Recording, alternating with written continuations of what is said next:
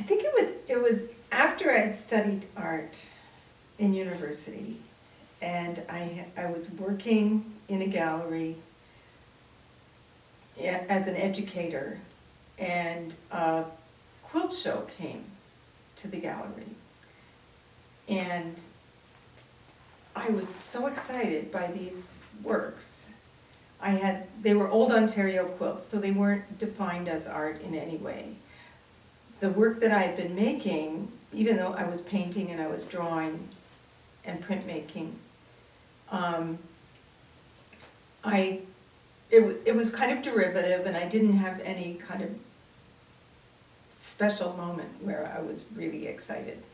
So when I saw these quilts, I thought back to my own life as a seamstress, because I made my own clothes, and I thought I could put my sewing together with my art, and then that's when I really felt like I had something to say.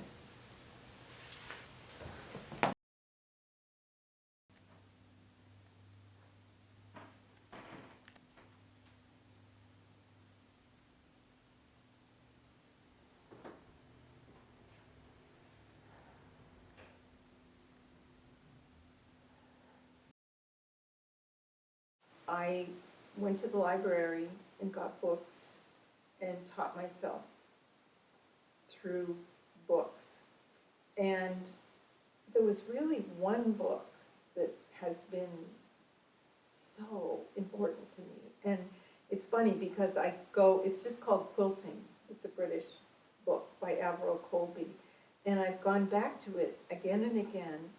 And there was an image of this funeral blanket in that book, but I didn't even see it until I was looking for a motif with which to do the quilting lines. And it was actually not for this piece, it was for another piece, a coffin quilt. And I realized I'd looked at this image 1,000 times, and there was no connection, but then it was the perfect thing for this work.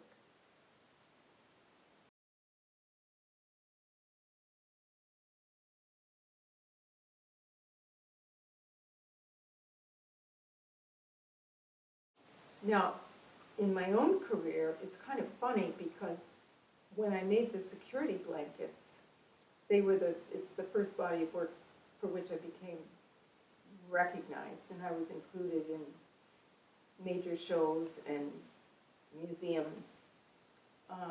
collections. It was a very male subject matter. And so I was using woolen suiting fabric and images of suits and bombs and missiles, and it was that contradiction that made it interesting to people who wanted to put it into shows and collect it. With the work that I've made after that, it's been less,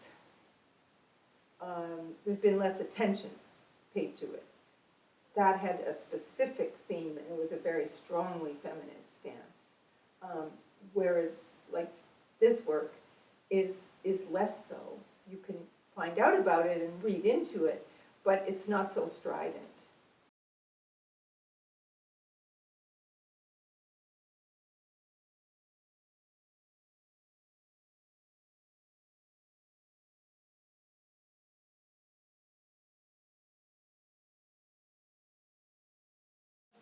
This is called Adam's Boat, and I call it Adam's Boat because when my son Adam was 4 or 3, he was making a little drawing at the kitchen table.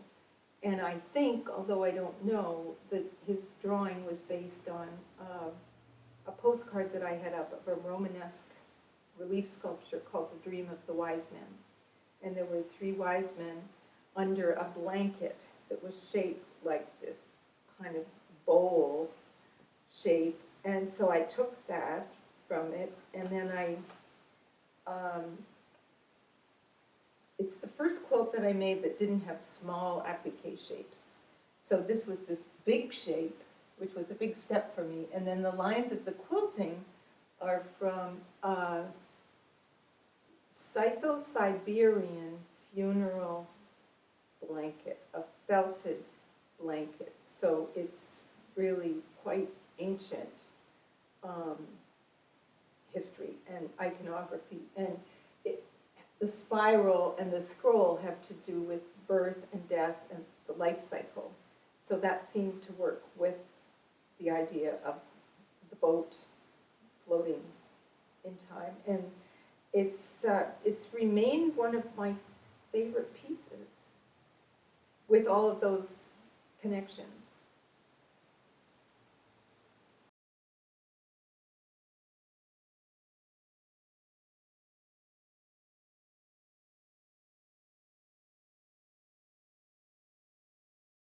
I'm not obsessed with death. I'm surprised that I'm the age that I am. And I just feel like it's just going to go on till it doesn't.